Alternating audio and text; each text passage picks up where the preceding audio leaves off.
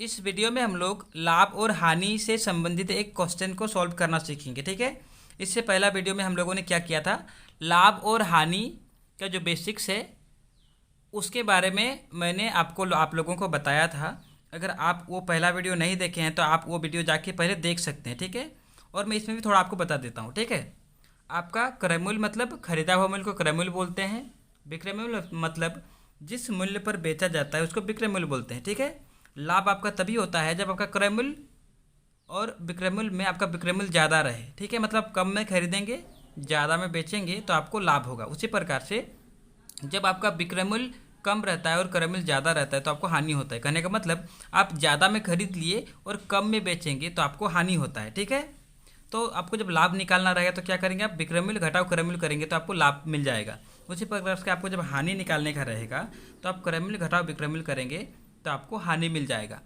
उसी प्रकार से अगर आपको हानि प्रतिशत निकालना रहा तो जैसे लाभ प्रतिशत निकालना रहा तो लाभ गुना 100 क्रय मूल्य, और हानि प्रतिशत निकालना रहा तो लाभ की जगह हानि रखना पड़ेगा, हानि गुना 100 क्रय मूल्य। तो ये इतना मैंने आपको और इसको डिटेल में बहुत ही अच्छे तरीके से इससे पहला वीडियो में बताया हुआ था। ठीक है। तो अभी हम लोग क्या करेंगे, ये क्वेश्चन को सॉल्व करने का इसको सीखेंगे। ठीक है। क्वेश्चन क्या है, किसी वस्तु को 500 रुपये में खरीद कर 560 रुपये में बेचा जाता है। ठीक है। मतलब 500 में कुछ किसी चीज़ को खरीद लिया और 560 में बेच दिया। ठीक है। अब बोल रहा है कि तो लाभ या हानि प्रतिशत ज्ञात करें। ठीक है। वो ये नहीं बता रहा है कि आपको लाभ प्रतिशत ज्ञात करना है या हानि प्रतिशत ज्ञात करना है। अब आपको डिसाइड करना है, आपको निर्णय लेना है कि ये यहाँ पे लाभ हुआ है आपको कि हानि हुआ है। अगर हानि हुआ है उनसे हानि प्रतिशत निकालना पड़ेगा, कितना प्रतिशत का हानि हुआ। और अगर लाभ हुआ है तो लाभ प्रतिशत निकालना पड़ेगा, कितना प्रतिशत का लाभ हुआ। ठीक है। तो इसको हम लोग सबसे पहले क्रय मूल्य और विक्रय मूल्य देखते हैं। ठीक है। तो किसी वस्तु को जितना में हम लोग खरीदते हैं उसको बोलते हैं क्रय मूल्य। तो 500 क्या होगा हम लोग का क्रय मूल्य होगा। ठीक है। ये क्रय मूल्य, क्रय मूल्य बराबर क्या होगा 500 रुपये। ठीक है। उसी प्रकार से जितना में बेचते हैं उसको विक्रय मूल्य बोलते हैं। ठीक है। तो विक्रय मूल्य क्या होगा, विक्रय मूल्य बराबर होगा आपका 560 रुपये। ठीक है। अभी इसको देखिए, आपका क्रय मूल्य क्या है, कम है, विक्रय मूल्य ज़्यादा है। मतलब आपने कम में खरीद के ज़्यादा में बेच दिया तो लाभ होगा ना आपको, ऑब्वियसली लाभ होगा। अगर ये पेन आप 5 रुपये में खरीद के 10 में बेचेंगे तो आपको लाभ होगा, होगा ना। यानी कि आप क्रय मूल्य आपका कम रहेगा, विक्रय मूल्य ज़्यादा रहेगा तो लाभ होगा। वही है, क्रय मूल्य कम है, विक्रय मूल्य ज़्यादा है तो आपको लाभ होगा। अब जब लाभ होगा तो आपको हम लोग क्या करेंगे, लाभ निकालेंगे। ठीक है। यहाँ पे लाभ या हानि बोला था, जो भी होगा वो पूछा था। ठीक है। लाभ या हानि दोनों एक साथ तो होगा नहीं, आपको लाभ भी होगा हानि भी होगा, ऐसा तो होगा नहीं। या तो लाभ होगा या तो हानि होगा। अगर लाभ हुआ है तो लाभ प्रतिशत निकालना है, हानि हुआ है तो हानि प्रतिशत निकालना है। अभी हम लोग को क्या हुआ, 500 में खरीदे 560 में बेचे तो हम लोग को लाभ हुआ। ठीक है। इसीलिए इसीलिए हम लोग क्या करेंगे, लाभ निकालेंगे। लाभ बराबर क्या होगा, लाभ बराबर होता है क्या, विक्रय मूल्य घटाओ क्रय मूल्य। लाभ बराबर होगा विक्रय मूल्य, उसको ऐसा लिखते हैं। ठीक है। छोटा छोटा लिखते हैं, विक्रय मूल्य, विक्रय मूल्य घटाओ क्रय मूल्य। ठीक है। क्रय मूल्य, विक्रय मूल्य क्या था 560, क्रय मूल्य क्या था 500। तो यहाँ पे लिखेंगे 560 घटाओ में 500। तो 560 में 500 घटेगा तो 60 रुपये बचेगा। तो ये हम लोग का हुआ लाभ। ठीक है। लेकिन हम लोग को क्या पूछा है, वो लाभ प्रतिशत। ठीक है। लाभ प्रतिशत पूछा है तो इधर उसको बनाते हैं। ठीक है। ये हम लोग का हो गया 60 रुपये आपका हो गया, ये लाभ हो गया। इसको हम लोग घेरा लगा देते हैं जी। ठीक है। ये हम लोग का 60 रुपये हो गया लाभ। अभी हम लोग को लाभ प्रतिशत निकालना है। हमने फॉर्मूला सीखा था, यहाँ पे लिखा हुआ है लाभ प्रतिशत बराबर लाभ गुना 100 बटे क्रय मूल्य। तभी हम लोग यहाँ पे लिखते हैं लाभ प्रतिशत। फॉर्मूला क्या है, लाभ गुना 100 बट्टा क्रय मूल्य, लाभ गुना 100 बट्टा क्रय मूल्य। तो लाभ कितना है 60 रुपये है, लाभ की जगह 60 रखेंगे। ठीक है। गुना 100 तो उसको रहने देते हैं, और क्रय मूल्य कितना था, क्रय मूल्य था, सॉरी यहाँ पे क्रम लिख दिया क्या मैं, क्रय मूल्य क्या था 500, ये 500। ठीक है। हो गया। अभी इसको हम लोग क्या करेंगे, काटेंगे। ये देखिए यहाँ पे आपका 2 जीरो था, यहाँ पे 2 जीरो था तो ये पूरा कट गया। अब 5 से 60 कट ही जाएगा, है ना।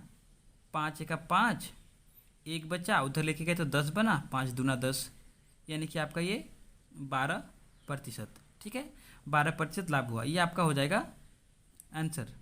ठीक है, समझ में आया? तो इस प्रकार से कोई भी क्वेश्चन अगर आपका रहा लाभ हानि से तो आप उसको बना सकते हैं।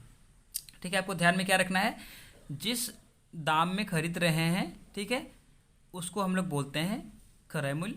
जितने रुपए में हम लोग बेच रहे हैं उसको बोलते हैं विक्रय मूल्य। ठीक है, अगर आपका क्रय मूल्य से विक्रय मूल्य ज़्यादा रहा तो आपको लाभ होगा। अगर आपका विक्रय मूल्य है ना जो है वो कम रहा, जैसे ये 560 ना होकर अगर 400 में बेच देते तो हम लोग को हानि होता, क्योंकि 500 में खरीद के 400 में बेचेंगे तो आपको हानि होगा। ठीक है, तो अगर आपका क्रय मूल्य से विक्रय मूल्य ज़्यादा है तो आपको लाभ हो रहा है, क्रय मूल्य से विक्रय मूल्य कम रहा तो आपको हानि हो जाएगा। ठीक है, ये 3-4 चीज़ याद रखना है। और साथ में और एक चीज़ जो मैंने पिछले वीडियो में नहीं बताया था, ठीक है, वो बेसिक्स ही था, लेकिन मुझे पिछले वीडियो में बताना भूल गया था, तो अगर आपने वो देखा था तो मैं आपको एक चीज़ और बताना चाहता हूँ यहाँ पे। ठीक है, जब आप कोई चीज़ को खरीदते हैं, ठीक है, आपने कोई चीज़ को खरीदा, जैसे आप मान लेते हैं कि आप आपको ये पेन ही खरीदना था, जैसे मैंने पिछले वीडियो में भी इसका एग्जांपल लिया था। ये पेन आपको खरीदना था, ठीक है, ये पेन खरीदना था आपको, इसका दाम है 5 रुपये। ठीक है, ये पेन का जो कीमत है ना, पेन का जो कीमत है, पेन 5 रुपये का है। ठीक है, लेकिन आपने क्या किया, बाइक निकाला और बाइक निकाल के आप इस पेन को खरीदने के लिए गए। ठीक है, आपने बाइक निकाला और आप पेन खरीदने के लिए गए, तो आपका क्या हो गया जी, आपका 5 रुपये का फिर से पेट्रोल जल गया। ठीक है, तो आपने क्या किया, आपका जो पेट्रोल था ना, ये आपका पेट्रोल जल गया, कितना का पेट्रोल जल गया, 5 रुपये का। ठीक है, मतलब आपने 5 रुपये का पेन तो खरीदा, लेकिन इस पेन को खरीदने के लिए आपका 5 रुपये का और खर्चा हो गया। ठीक है, आप बाइक से गए तो पेट्रोल आपको 5 रुपये का लग गया। ठीक है, ऐसा मान के चलते हैं, कुछ भी हो सकता है। ठीक है, तो कहने का मतलब है आपने 5 रुपये का पेन खरीदा और 5 रुपये का पेट्रोल जलाया, तो अगर आपको कोई बोलता है कि ये पेन आपको वो 5 रुपये में खरीद लेगा आपसे, तो क्या आप उसको दे दोगे?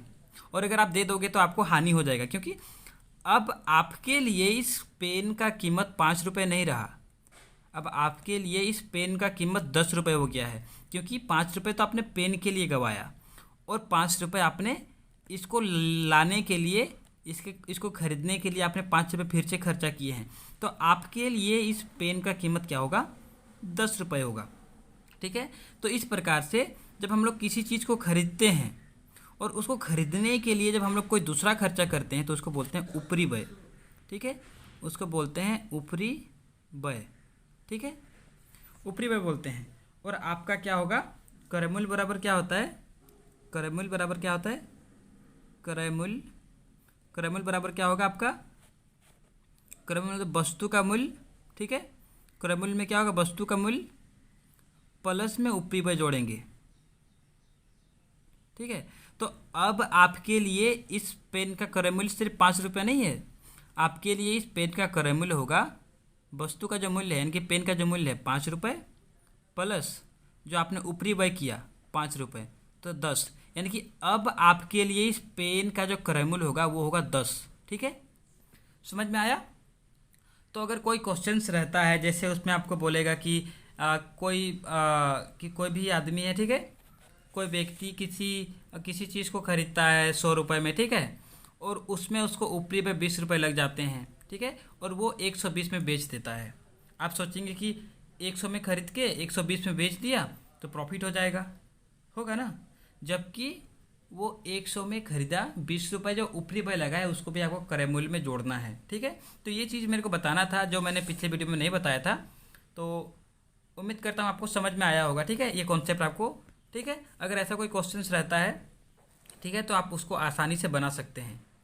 आपको 3-4 चीज़ का आपको ध्यान रखना है, कितना में खरीदा उसको क्रय मूल्य बोलेंगे, जितना में बेचा उसको विक्रय मूल्य बोलेंगे। ठीक है, आपको बाकी का मैंने बताया था, कौन ज़्यादा रहेगा तो आपको हानि होगा, कौन ज़्यादा रहेगा तो आपको लाभ होगा, वो मैंने आपको बताया था। ठीक है, उसमें और एक चीज़ जो ध्यान में रखना था वो मैंने आपको बता दिया, ऊपरी व्यय। किसी चीज़ को खरीदने के लिए जो हम लोग और उस पर खर्चा करते हैं उस तक जाने में या उसको लेके आने में, तो इसको हम लोग बोलते हैं ऊपरी वय, ठीक है। तो उसको भी हम लोग क्रेमल में ऐड करते हैं, जोड़ते हैं, तब जाके हम लोग का वो क्रेमल बनता है, ठीक है। तो उम्मीद करता हूँ ये आपको लाभ और हानि का जो मैंने 2 वीडियो बनाया ये आपको समझ में आया होगा और इससे आपको सीखने को मिला होगा, ठीक है। मैं आगे क्वेश्चन और भी मैं क्वेश्चंस आपको लाभ हानि से रिलेटेड क्वेश्चंस बना के आपको सिखाऊंगा, ठीक है। तो आप हमारे चैनल को सब्सक्राइब कर लीजिए, क्योंकि इसी प्रकार से अलग अलग टॉपिक मैं आपको सिखाता रहता हूँ, ठीक है। धन्यवाद।